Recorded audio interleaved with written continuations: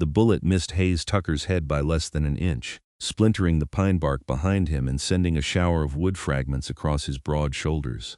He dropped to the ground with practiced ease, his massive frame moving with surprising grace as he rolled behind a boulder, rifle already in his hands. 3 more shots rang out from somewhere up the mountainside, echoing through the Colorado Rockies like thunder. Hayes pressed his back against the cold stone, his breath coming in steady clouds in the early spring air of 1878, and waited. The ambush had come out of nowhere. One moment he had been tracking elk through the high country, the next he was diving for cover. But Hayes Tucker had survived 7 years alone in these mountains, not by panicking, but by thinking. He closed his eyes and listened, filtering out the wind through the pines, the distant call of a hawk until he heard it. Footsteps, running. Someone was fleeing down the opposite slope. Hayes moved quickly, circling wide through the trees, using the terrain to his advantage. His long dark hair, tied back with a leather cord, kept the wind from his eyes as he ran. The muscles in his legs and shoulders, built from years of hauling traps and splitting wood and wrestling nature itself, propelled him forward with powerful strides. He cleared a fallen log without breaking pace, landed softly, and kept moving. When he crested the ridge, he saw them. 3 men on horseback, riding hard down toward the valley, and on the ground between Hayes and the riders a figure sprawled in the dirt, not moving. Hayes descended rapidly, half sliding down the steep incline, small rocks cascading around his boots. The person on the ground was a woman. He realized as he got closer. She lay on her side, dark hair spread across the pine needles and dirt, wearing a dress that had been torn in several places. Blood stained her shoulder.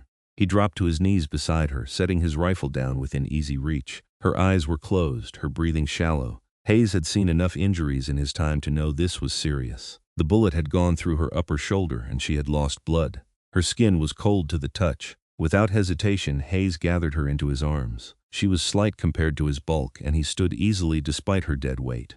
The riders were already disappearing into the distance, but Hayes had to make a choice. Chase them and let this woman die, or get her to shelter.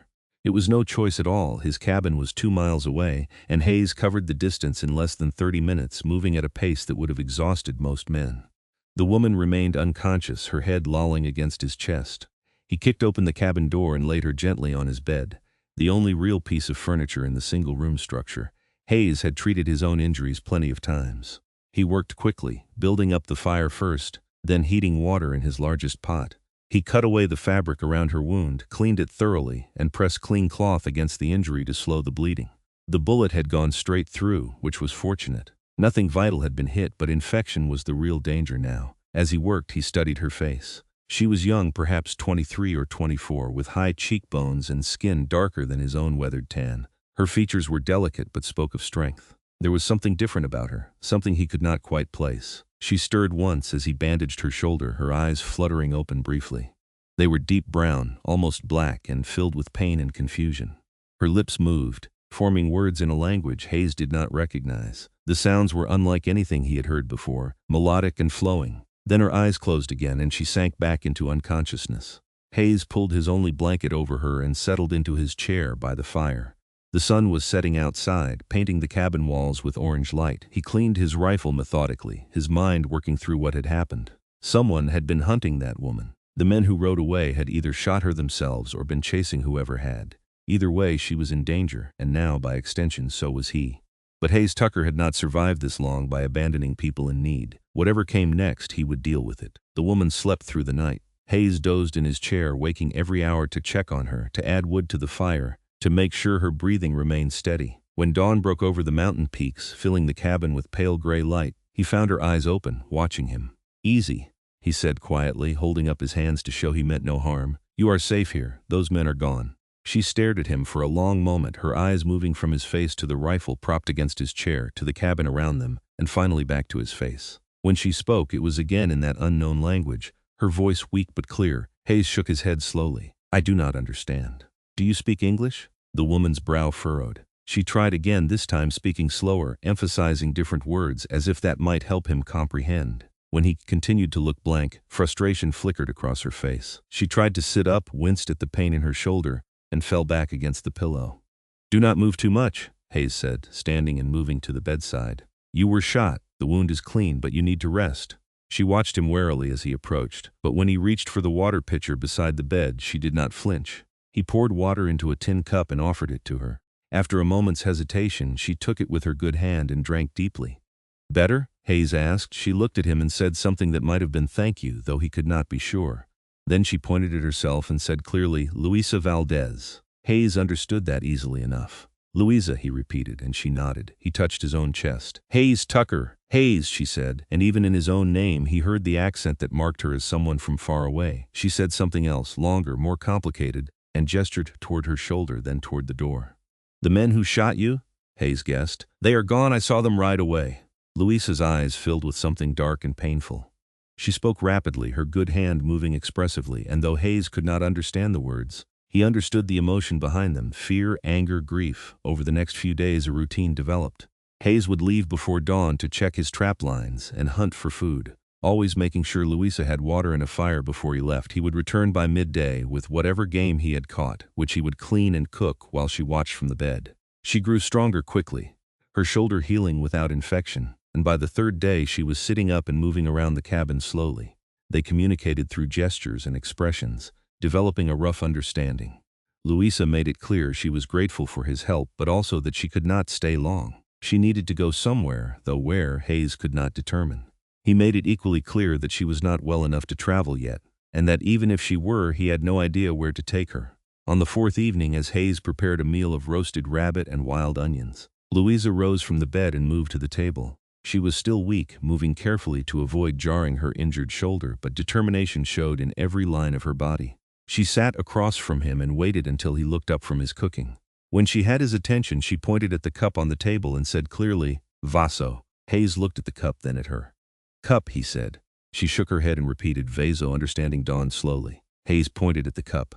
That is Vaso? Luisa nodded, a small smile appearing on her face for the first time since he had found her. Vaso, Vaso? Hayes repeated carefully, and her smile widened. She pointed at the fire. Fuego, fire, Hayes said, then tried her word. Fuego. Si, Luisa said, nodding enthusiastically. She pointed at the table. Mesa table. Mesa. They continued like this through dinner, Luisa naming objects around the cabin in her language while Hayes repeated them and offered the English equivalents. Hayes realized that she was speaking Spanish, though it was different from the handful of Spanish words he had picked up from traders over the years. Her version was more fluid, more musical. After they ate, Luisa cleared the dishes despite Hayes' protests. She moved slowly but surely, and he recognized the need to do something to not feel helpless. He understood that need. As darkness fell and Hayes lit the oil lamp, Luisa returned to the bed, but instead of lying down, she sat on the edge and looked at him expectantly. When Hayes settled into his chair, she pointed at the lamp. Luz, she said. Light. Luz, Hayes repeated. She nodded, then pointed at him and spoke a single word clearly and slowly. Hombre man, Hayes said. I am a man. Hombre, Luisa pointed at herself. Mujer woman, Hayes said, then added, You are a woman, a hurt woman who should be sleeping. She laughed softly at his stern tone, though she clearly did not understand all his words. But she did lie down, pulling the blanket over herself. Hayes dimmed the lamp and settled back in his chair, his mind turning over the events of the day. Teaching him her language was clever. It gave them a way to communicate and gave her something to do while she healed. But it was more than that, Hayes realized. It was a bridge between them, a way of sharing something of herself when everything else had been taken from her. The next morning, Hayes woke to find Luisa already awake, sitting by the window and looking out at the mountains. The early light turned her profile golden. When she heard him stir, she turned and offered another small smile. Buenos dias, she said. Good morning, Hayes replied, then tried her words. Buenos dias. After a breakfast of cornmeal mush and dried berries, Hayes prepared to check his traps. Luisa watched him gather his gear, and when he moved toward the door, she spoke urgently, gesturing at him and then at the world outside. Hayes understood she was worried about the men who had shot her. He picked up his rifle and patted it reassuringly. I will be careful, he said. Then he pointed at the door and made a locking motion. Bar this behind me, let no one in. Luisa nodded, understanding his meaning if not all his words. After he left, Hayes heard the heavy wooden bar slide into place on the inside of the door, and he felt satisfied she would be safe for a few hours. The spring morning was crisp and clear, the sky a brilliant blue overhead. Hayes moved through the forest with practiced silence, checking each trap, resetting those that had been sprung empty. His mind was not entirely on his work. He found himself watching the forest around him more carefully than usual, listening for sounds that did not belong. He found tracks near the creek. 3 horses, the same ones he had seen fleeing the day he found Luisa. They had come this way, stopped at the creek to water their mounts, then continued east. Hayes studied the tracks carefully. They were at least 2 days old, possibly 3. The men had not come back this way. When he returned to the cabin, Luisa unbarred the door for him. She had somehow managed to tidy the small space despite her injury, and something was cooking over the fire. Hayes raised an eyebrow in surprise.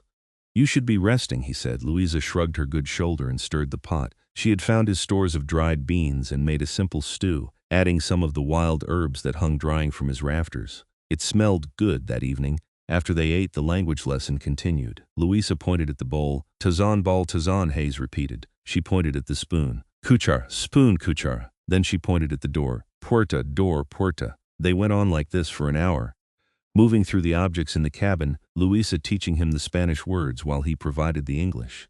Hayes discovered he had a decent memory for the words, and Luisa proved to be a patient teacher. When they finished for the night, Luisa stood and moved to the window. The moon was rising over the mountains, nearly full and brilliant. She said something in Spanish, too long and complicated for Hayes to follow, but he heard the longing in her voice. "Where were you going?" Hayes asked quietly. "When they shot you, where were you trying to go?" Luisa turned to look at him, understanding the question if not all the words. She pointed south, then said a word that sounded like familia, family, Hayes said. "You were trying to reach your family." She nodded and tears gathered in her eyes. She spoke again, more words he could not understand, but he heard the grief in them. Something had happened to her family, something terrible. That was why she was alone in the mountains, why men with guns had been chasing her. Hayes stood and moved to her side. Carefully respecting the space between them, he said, "You are safe here, as long as you need." Luisa looked up at him, tears sliding down her cheeks. She said something soft, then repeated a phrase he had heard before. This time she pointed at him and made a gesture over her shoulder, mimicking carrying someone. "You are thanking me," Hayes said, "for carrying you here." She nodded and spoke a single word. "Gracias." "You are welcome," Hayes said. He gestured toward the bed. "Sleep now. Tomorrow, more words." Over the following week, Luisa healed rapidly. The color returned to her face, and the pain lines around her eyes eased. She began to help around the cabin, cooking and cleaning despite Hayes' protests. He understood it was her way of repaying his kindness, though he should ask for nothing. Every evening, they sat together and Luisa taught him more words. She taught him the words for the animals in the forest, oso for bear, lobo for wolf, aguila for eagle. She taught him the words for the weather, lluvia for rain, neve for snow, sol for sun. She taught him words for actions, caminar for walk, correr for run, dormir for sleep. Hayes absorbed them all, sometimes struggling with the pronunciation but always trying. He noticed that Luisa's face lit up whenever he got a word right, and he found himself working harder to earn those smiles. On the 10th day after he found her, Hayes came back from his trap lines to find Luisa dressed in a set of his spare clothes. She had belted the trousers tight around her waist and rolled up the sleeves of the shirt, but she was still swimming in fabric meant for a man twice her size. She gestured at herself and said something that might have been a question or a statement. Hayes could not help but smile. "You look ready to go hunting," he said. Luisa pointed outside and made a walking motion with her fingers. "You want to go outside?" Hayes asked. "I suppose your shoulder is strong enough now." He held the door open for her and Luisa stepped out into the afternoon sunlight. She stood for a moment, eyes closed, face turned toward the sun, breathing deeply. Then she opened her eyes and looked around at the clearing surrounding Hayes' cabin. It was not much. A small yard, a shed for storing wood, a creek running nearby, but the mountains rose up on all sides, still capped with snow, and the forest stretched out endlessly in every direction. To Hayes it was home. To Luisa he could see it was something both beautiful and lonely. She walked slowly around the clearing and Hayes followed at a respectful distance. She paused at the creek, knelt carefully, and trailed her fingers in the cold water. Then she looked back at him and said, "Agua, water." "Agua," Hayes confirmed. She pointed at the trees. "Arboles." "Trees, arboles." They spent an hour outside, Luisa teaching him the words for everything they encountered. When the sun began to sink lower, casting long shadows across the clearing, Hayes gently guided her back inside. She was tiring, he could see, though she tried to hide it. That evening, as they ate dinner, Luisa seemed more thoughtful than usual. She kept glancing at Hayes when she thought he was not looking, and he pretended not to notice. After the meal, she began the language lesson as usual, but this time she taught him different words. She touched her arm. "Brazo arm, brazo," Hayes repeated. She touched her leg. "Pierna, leg, pierna." She touched her face. "Cara, face, cara." Then she placed her hand over her heart and said softly, "Corazon, heart," Hayes said. "Corazon." Luisa kept her hand over her heart and looked directly into his eyes. She said something longer, a full sentence, and though Hayes did not understand all the words, he understood she was telling him something important. "I am sorry," he said. "I do not understand yet." Luisa nodded slowly, as if she had expected as much. She dropped her hand and changed the subject, teaching him words for different foods instead. But something had shifted between them, something Hayes could not quite name. The nights were still cold in the high country, and Hayes kept the fire burning strong. Luisa had insisted he take back his bed, but he refused. They had reached a compromise where he slept on a pile of furs near the fire while she took the bed. It was not comfortable, but Hayes had slept in worse conditions. On the 14th night after he found her, Hayes woke to the sound of Luisa crying. It was soft, muffled, as if she was trying to stay quiet. He sat up slowly and saw her sitting on the edge of the bed, her face in her hands, her shoulders shaking. Hayes stood and moved toward her, then hesitated. He did not want to intrude on her grief, but he also could not stand by and do nothing. Quietly he said, "Luisa?" She looked up, tears streaming down her face. She spoke rapidly in Spanish, words tumbling over each other. Hayes caught a few words he recognized: familia, muerte, miedo. Family, death, fear. He knelt beside the bed so he was at her level. "I am sorry," he said. "I am sorry for whatever happened to you." Luisa reached out suddenly and grabbed his hand. Hers was small and cold in his large, callous palm. She spoke more slowly now, trying to make him understand. She pointed at herself, then made a gesture of several people, family. Then she made a cutting motion across her throat and pointed to the ground. Dead. Her family was dead. Hayes felt a cold fury settle in his chest. "The men who shot you," he said. "They killed your family." Luisa nodded, more tears falling. She spoke about revenge, or running, or something else. Hayes could not follow it all, but he understood the core of it. She was alone in the world, hunted by men who had already taken everything from her. Without thinking, Hayes reached up and gently wiped the tears from her face. "You are not alone," he said. "Not anymore." Luisa looked at him, and something passed between them in the firelight. Understanding, connection, something deeper than words. She held his hand tighter and said something that included the word seguro, safe. She felt safe with him. Hayes stayed beside the bed until Luisa's breathing steadied and she drifted back to sleep. Only then did he return to his place by the fire, but sleep was a long time coming. The pattern of their days continued. Hayes worked his trap lines, hunted, and maintained the cabin. Luisa helped where she could, and each evening she taught him more of her language. But now there was a new awareness between them, a recognition of something growing. Hayes found himself noticing things he had not before: the way Luisa's hair caught the firelight, the grace of her movements as she grew stronger, the sound of her laughter when he mispronounced a word particularly badly. He noticed and tried not to notice and failed completely. Luisa, for her part, watched Hayes as he worked. She saw the strength in his arms as he split wood, the gentleness in his hands as he treated her wound, the quiet competence with which he managed the dozens of tasks required to survive in the wilderness. She saw the way he tried so hard to learn her language, the respect he showed her, the safety he offered without asking anything in return. 3 weeks after Hayes found her, Luisa's shoulder was nearly healed. She could move it without pain, though the scar would remain. She was strong again, her color returned, her eyes bright. She could leave if she wanted to. Neither of them mentioned it. One evening after dinner, Luisa taught Hayes the words for emotions. She smiled and said, "Feliz, happy Feliz," Hayes repeated. She frowned and said, "Trist, sad, trist." She made an angry face and said, "Enojado, angry, enojado." Then she made a frightened face and said, "Asustado, scared, asustado." She paused, then looked at him with an expression Hayes could not quite read. She said softly, "Solitario, lonely." Hayes said, "Solitario." Luisa nodded. She touched her chest, then pointed at him and repeated, "Solitario." "You were lonely," Hayes said, "and I was lonely." She smiled sadly and said, "Si, were, past tense." Because neither of them was lonely now. That night, Hayes lay awake long after Luisa had fallen asleep. He stared at the ceiling and tried to understand what was happening to him. He had been alone for 7 years, had chosen this life specifically to avoid other people. After what happened in Kansas, after losing everything he cared about, he had fled to the mountains to escape the pain, but Luisa had crashed into his life, bringing her own pain, her own loss. And somehow, in the quiet evenings teaching each other words, in the simple routine of living, they had begun to heal each other. Hayes was not fool enough to call it love. Not yet.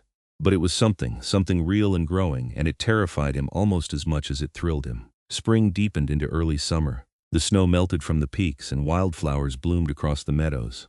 Hayes taught Luisa how to fish in the creek, how to identify edible plants, how to move quietly through the forest. She was a quick learner, picking up skills with the same facility she taught language. They began taking longer walks together, exploring the area around the cabin. Hayes showed her his favorite spots: a waterfall hidden in a canyon, a meadow where elk came to graze at dawn, a high ridge that offered views for 50 miles in every direction. On one of these walks, they encountered a black bear feeding on berry bushes. Hayes immediately stepped in front of Luisa, his rifle ready, but the bear merely looked at them, decided they were not interesting, and ambled away into the forest. After it left, Luisa laughed and said something teasing in Spanish. She mimed Hayes' protective stance.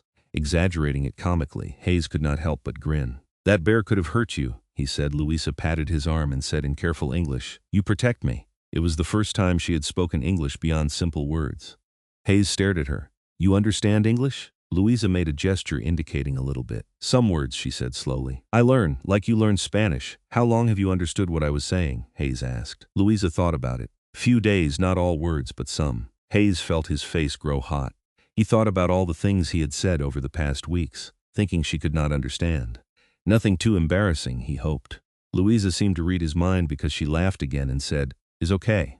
You say nice things." They walked back to the cabin in companionable silence, but Hayes' mind was racing. If Luisa understood more English than she had let on, then she had been listening to him talk to himself, listening to the things he said when he thought she was asleep. What had she heard? That evening, Luisa continued the language lessons, but now they flowed in both directions. She would teach him a Spanish phrase. Then he would teach her the English equivalent. They corrected each other's pronunciation and laughed at their mutual mistakes. As the lesson wound down, Hayes asked, "How did you learn English?" Luisa was quiet for a moment. Then she said, "My father, he teach me. He say English important for." She struggled for the word, then said it in Spanish. "Comercio trade," Hayes supplied. Your father was a trader? See, yes, he trade with Americans, with Mexicans, he speak many languages.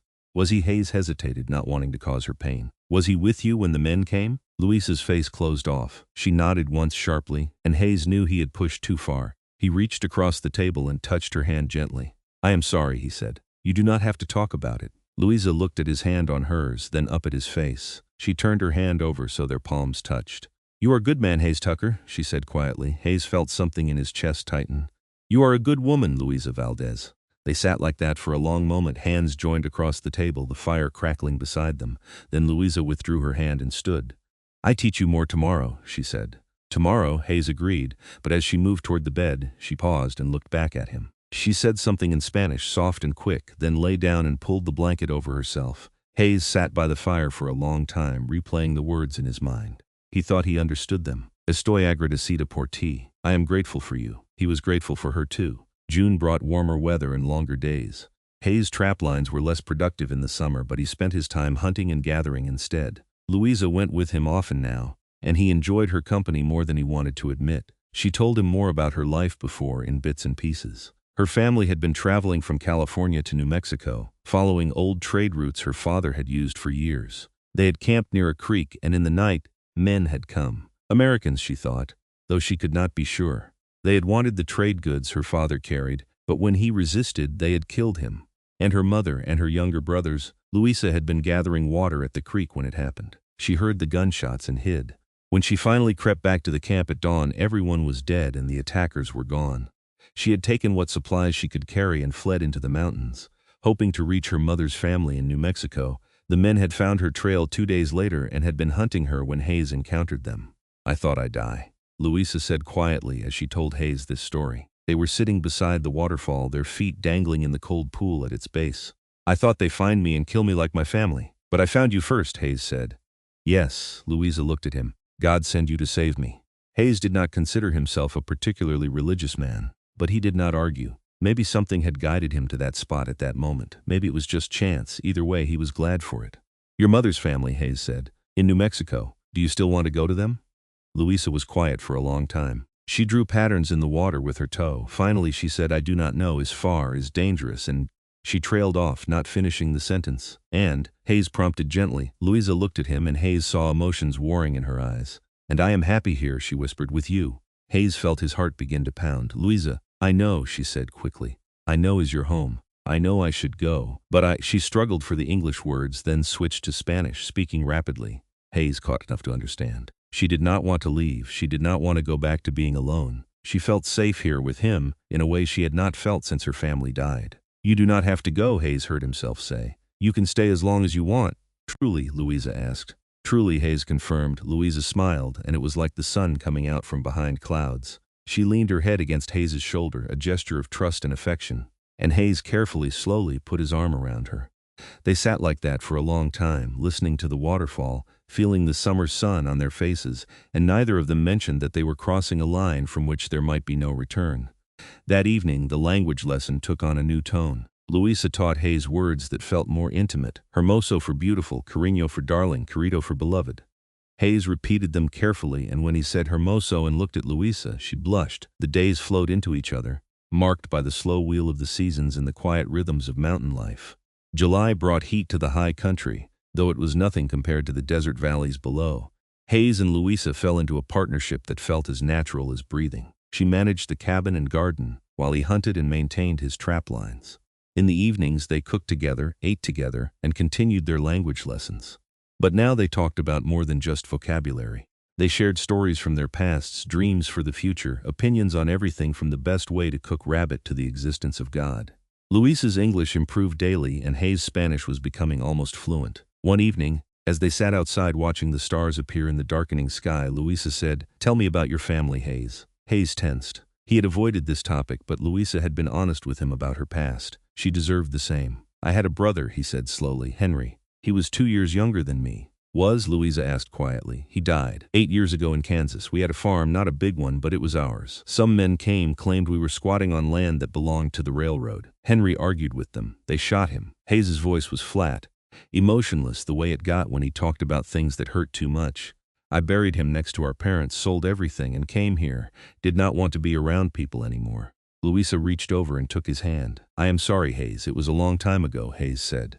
"Pain does not care about time," Luisa said softly. Hayes looked at her and felt something break open inside him. "No," he agreed, "it does not." They sat in silence for a while, hands clasped, sharing their grief without words. Then Luisa said, "But maybe we do not have to be alone with our pain anymore." "No," Hayes said, squeezing her hand gently. "Maybe we do not." August came, and with it a new worry. Hayes went into the small town of Rhyolite, Nevada, 2 days' ride from his cabin, to trade his furs and buy supplies. It was something he did every few months, and usually he looked forward to the solitude of the long ride. This time he found himself missing Luisa almost as soon as he left. The town was bigger than he remembered, swollen with miners seeking silver in the nearby hills. Hayes kept his head down and his business quick.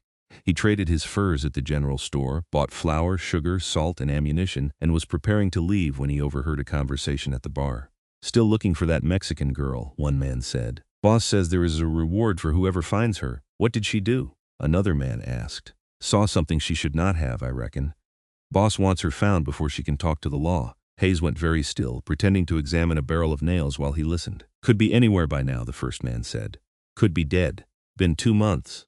Boss does not think so. Says she is smart, says she would have found a way to survive. We are supposed to keep looking." Hayes left the store casually, loaded his supplies onto his pack horse, and rode out of town. But once he was out of sight, he urged his horse into a gallop. 2 months. They were still looking for Luisa, and they were getting close to his territory. He made it back to the cabin in a day and a half, pushing hard. When he burst through the door, Luisa jumped up from the table where she had been mending one of his shirts. "Hayes, what is wrong?" He told her quickly what he had heard. Luisa's face went pale, then said in determined lines, "I have to leave," she said. "I cannot bring this danger to you." "No," Hayes said flatly.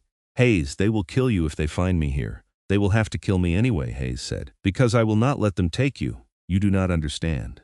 These men, they are dangerous. They work for a man named Garrett Sutton. He is rich, he is powerful, and he does not forgive." "What did you see?" Hayes asked. Luisa hesitated, then said, "I saw him kill a man, an American soldier. They were arguing about something, about land, I think. Sutton shot him and told his men to bury the body. I was hidden nearby, getting water. He saw me watching." Hayes processed this. A rich man murdering a soldier and covering it up. Yes, that was worth hunting someone down to silence them. "Then we will be careful," Hayes said. "We will prepare, but you are not leaving." "Hayes, Luisa." He crossed the room and took her hands in his. "I will not lose you. Not to them. Not to anyone." Luisa looked up at him, and Hayes saw tears in her eyes. "I do not want to lose you either," she whispered. Hayes cupped her face gently in his hands. "Then stay. We will figure this out together." Luisa nodded, and Hayes pulled her into his arms, holding her close. Over her head, his mind was already working. They would need to be more vigilant. He would set up warning signals around the cabin, places where an intruder would trigger noise or leave obvious signs. He would teach Luisa to shoot, if she did not already know how. And if Sutton's men did come, Hayes would be ready. Over the next few weeks, Hayes fortified their position.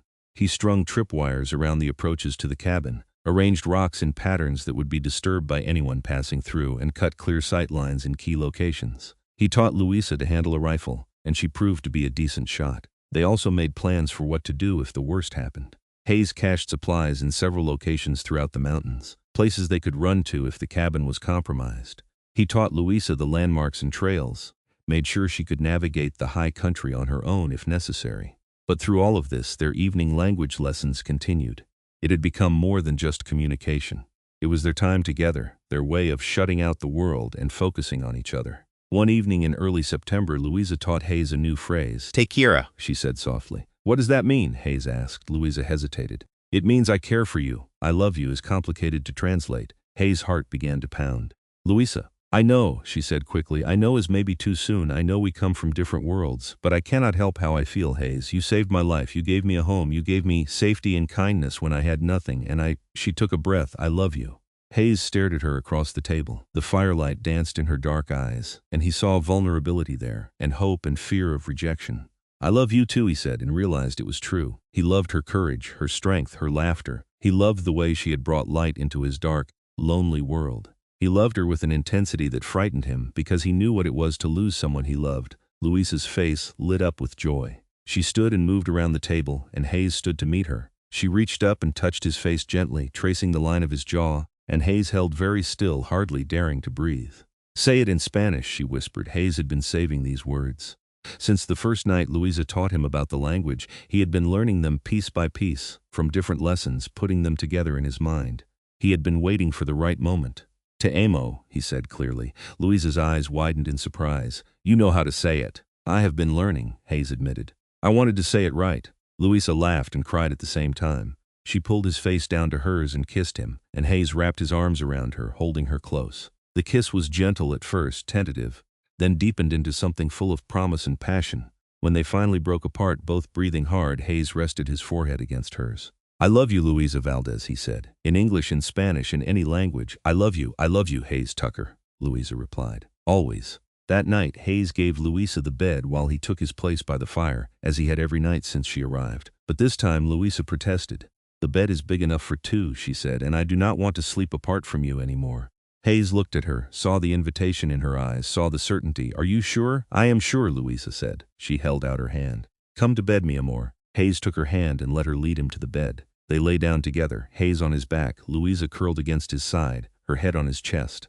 His arm wrapped around her protectively, and she sighed contentedly. This is where I belong, she murmured. Right here. Yes, Hayes agreed, pressing a kiss to the top of her head. Right here. They fell asleep like that, wrapped in each other's arms, the fire burning low in the hearth. September passed in a golden haze. Hayes had never been so happy. He woke each morning with Luisa in his arms, spent his days working alongside her, and fell asleep each night to the sound of her breathing. The threat of Sutton's men still hung over them, but they refused to let it poison their joy. One afternoon, Hayes returned from checking his traps to find Luisa standing in the clearing, staring at the sky. Dark clouds were rolling in from the west, heavy and threatening. Storm coming, Hayes said.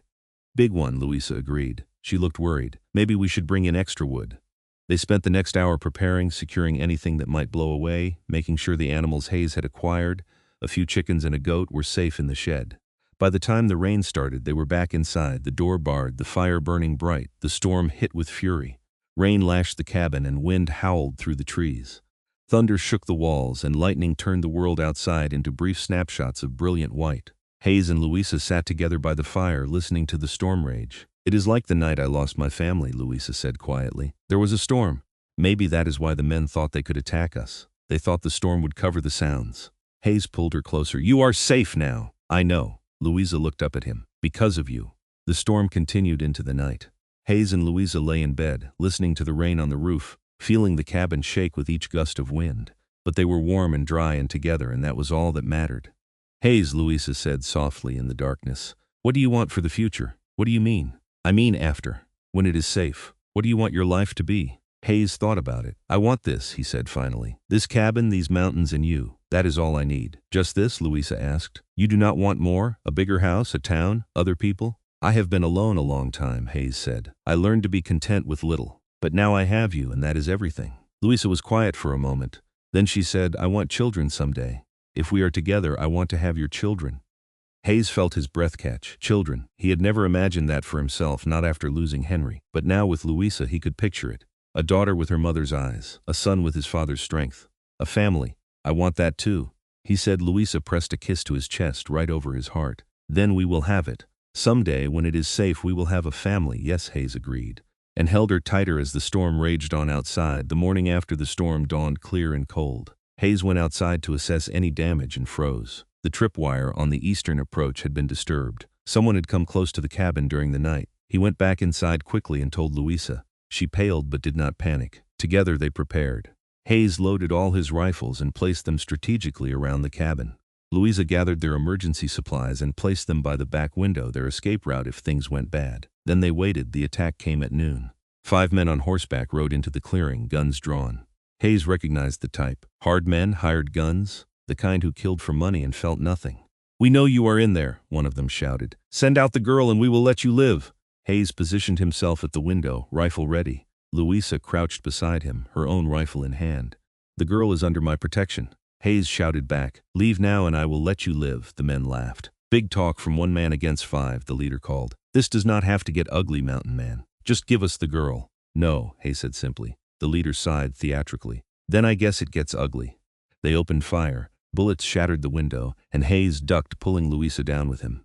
The cabin walls were thick logs, enough to stop most bullets, but the windows were vulnerable. Hayes rose quickly, sighted and fired. One of the men went down, clutching his leg. Hayes ducked again as return fire peppered the wall. "They will burn us out," Luisa said quietly. "I know," Hayes said. "When I give the word, you go out the back window and run for the caves. Do not wait for me. I will catch up." "I will not leave you," Luisa said fiercely. "Luisa, please, no!" She looked at him with fire in her eyes. "We survive together or not at all." Hayes wanted to argue, but there was no time. He rose and fired again, catching another man in the shoulder. The attackers were spreading out, trying to surround the cabin. Then Luisa did something unexpected. She stood and shouted out the window in Spanish, rapid-fire words that Hayes only partially understood. She was challenging them, calling them cowards, saying that Garrett Sutton was a murderer and everyone would know it.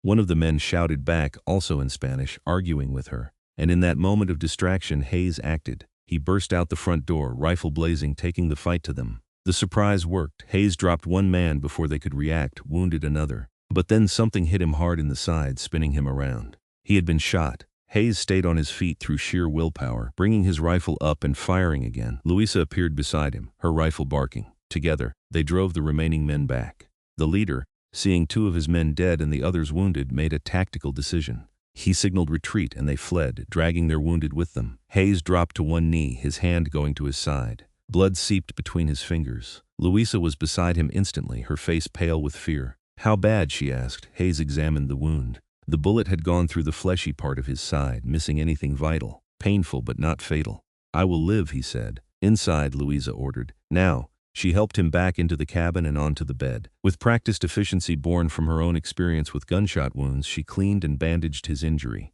Hayes gritted his teeth against the pain but did not cry out. "You are very brave," Luisa said as she worked. "And very stupid. You could have been killed." "So could you," Hayes pointed out. "What were you saying to them?" "I told them the truth. That Sutton killed that soldier in cold blood, that I saw it and I will testify if I have to. That they are cowards for hunting a woman." "You think they will give up?" Hayes asked. Luisa shook her head. "They will be back, with more men. Sutton cannot let me live." "Then we need to leave," Hayes said. "Get ahead of them. Get you somewhere safe." "Where?" Luisa asked. "These mountains are all he needs to find us, and I cannot keep running forever, Hayes." Hayes knew she was right. They could not keep living like this, waiting for the next attack. There had to be another way.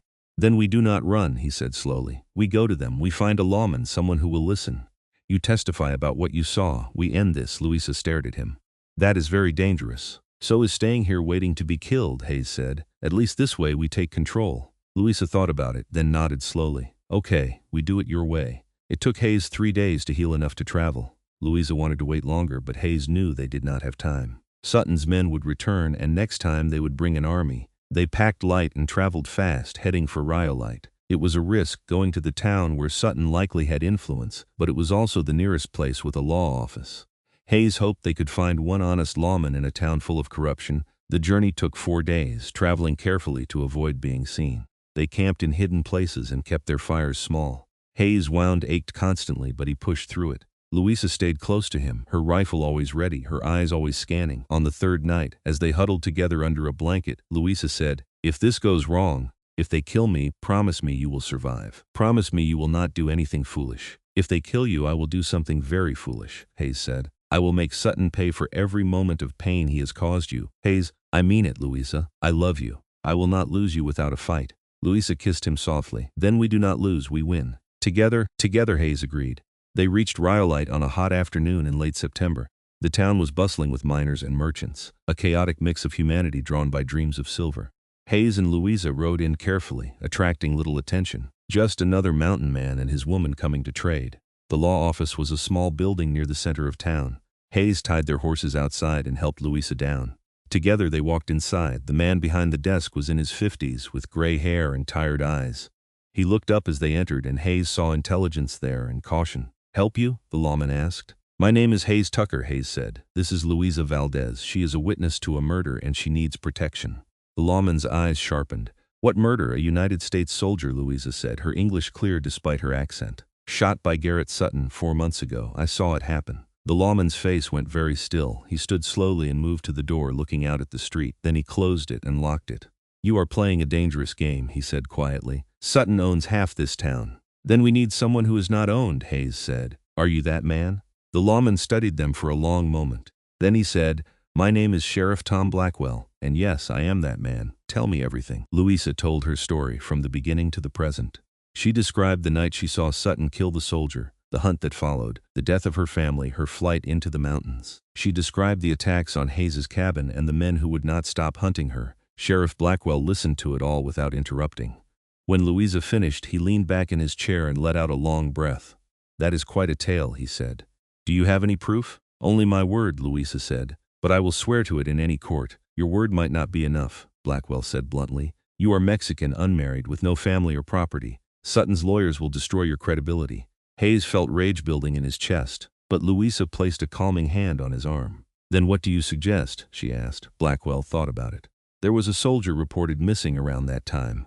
Lieutenant Marcus Holt. Officially, he is listed as having deserted, but nobody really believed that. If we can find his body, match it to your testimony, that might be enough." "The body is buried somewhere near Sutton's ranch," Luisa said. "I do not know exactly where, but I could find the general area." "That is a start," Blackwell said. He looked at Hayes. "What is your stake in this, mountain man?" "Luisa is going to be my wife," Hayes said, surprising himself and Luisa both. He looked at her. "If she will have me." Luisa's eyes filled with tears. "Yes," she whispered. "Yes, I will marry you." Hayes turned back to Blackwell. "So she is my family, and I protect my family." Blackwell nodded slowly. "All right, here is what we are going to do. I will get a writ to search Sutton's property. It will take a few days, and I will need to bring in federal marshals since this involves a military death. You two will stay here in the jail where I can protect you." "The jail?" Hayes asked. "The cells are the most secure place in town," Blackwell said. "And it will keep you out of sight. Sutton has eyes everywhere." Hayes looked at Luisa, and she nodded. They had come this far. They had to see it through. "All right," Hayes said. "We will do it your way." Blackwell put them in a cell at the back of the jail, but he left the door unlocked. It was comfortable enough, with 2 cots and a small window. He brought them food and water and news from outside. On the second day, Blackwell reported that federal marshals were on their way. On the third day, he obtained the writ to search Sutton's property. On the fourth day, Sutton himself came to the jail. Hayes heard the commotion from the cell and moved to the door. Through the bars, he could see a tall man in expensive clothes arguing with Sheriff Blackwell. This had to be Garrett Sutton. "Where is she?" Sutton demanded.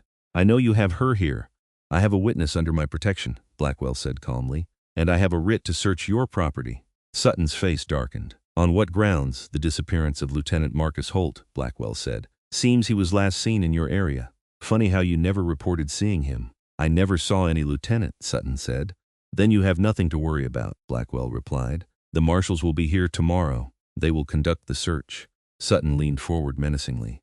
"You are making a mistake, Sheriff. I have friends in high places. You will regret this." "Maybe," Blackwell said, "but I will do my job regardless." Sutton turned to leave, then paused. He looked directly at the cell where Hayes and Luisa were hidden and said loudly, "People who cross me tend to meet with accidents, even under the protection of the law." Then he was gone, leaving a palpable sense of threat behind him. Hayes put his arm around Luisa and she leaned into him. "We will be okay," he murmured. "We are almost through this." The federal marshals arrived the next morning, 3 hard-faced men with no tolerance for local corruption. They conferred with Sheriff Blackwell, examined Luisa's statement, and agreed to conduct the search. Hayes and Luisa went with them, along with Sheriff Blackwell. Sutton's ranch was 10 miles outside of town, a sprawling property with a large house and numerous outbuildings. Sutton himself met them at the gate, his face a mask of barely controlled rage. "This is harassment," he said. "I will have your badges for this." "You are welcome to try," the lead marshal said. "Now step aside or be arrested for obstruction." Sutton stepped aside, but his eyes promised violence. Luisa led them to the area where she had hidden that night.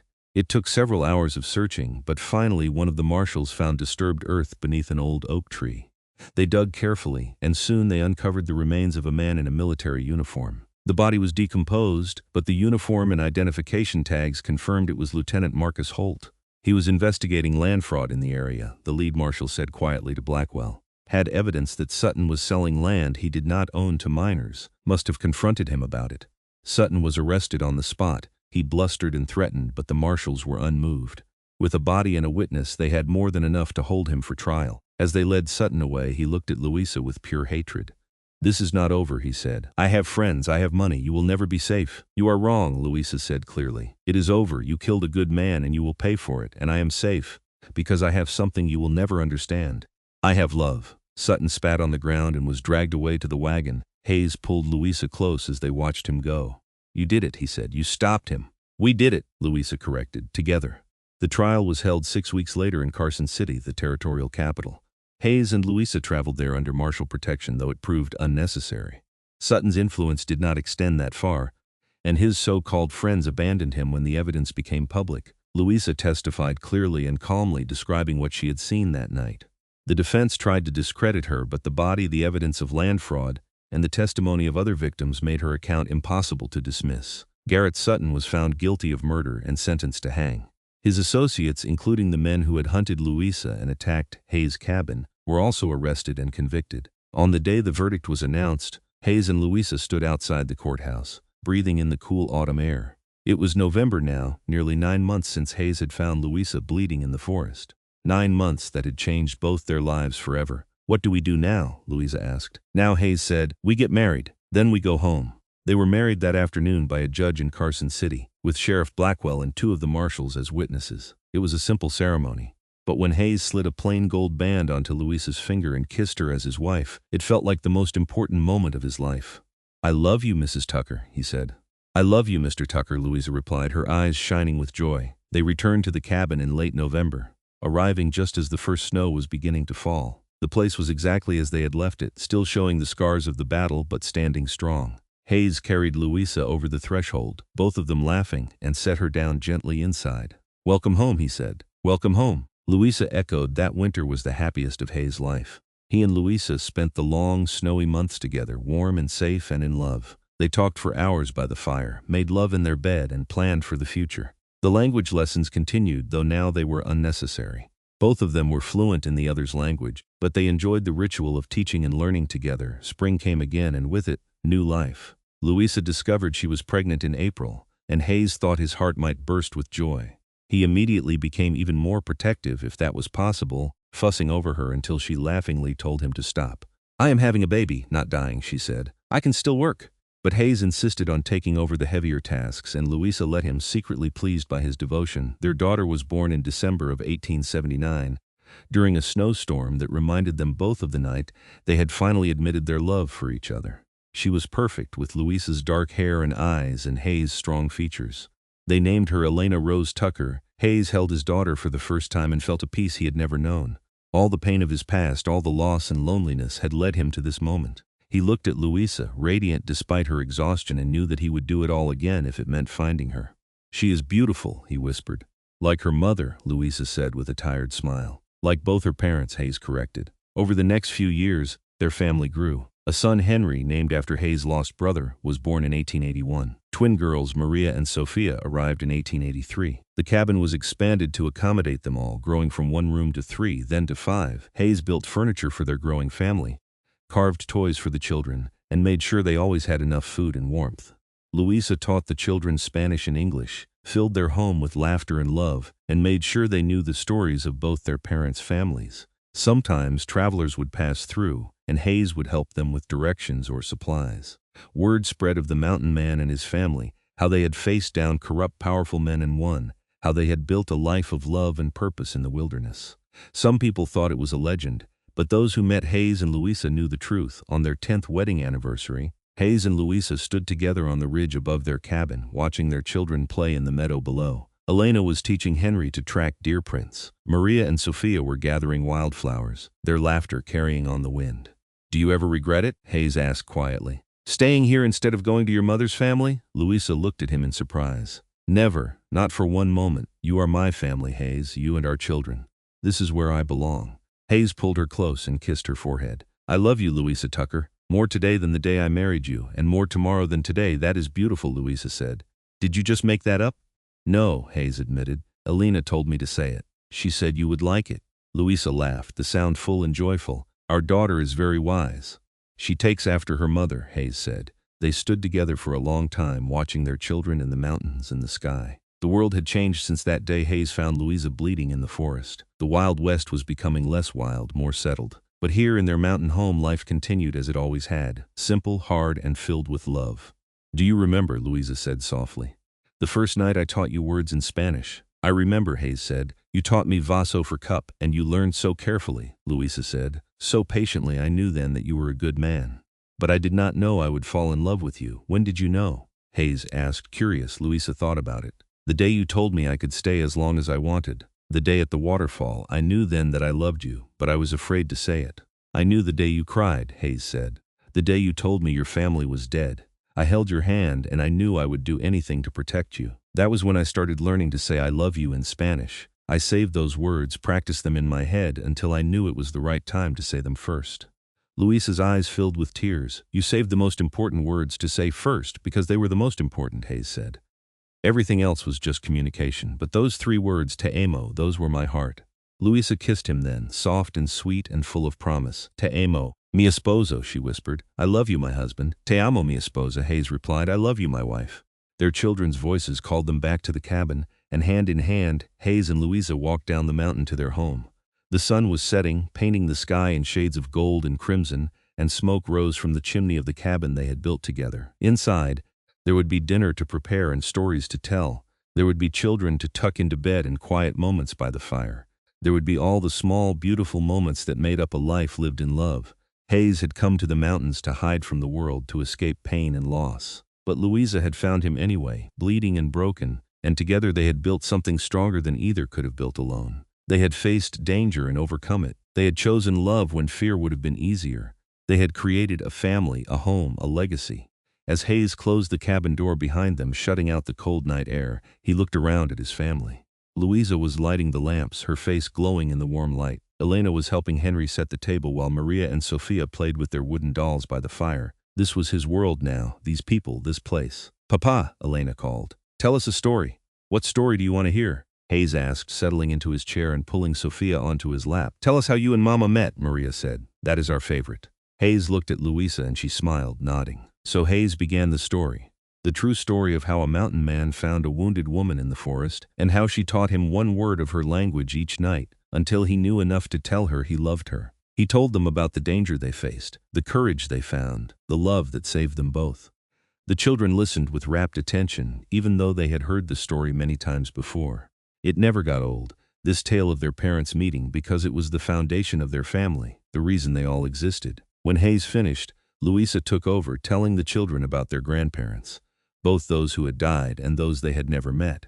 She taught them the importance of family, of remembering where they came from, of honoring those who came before.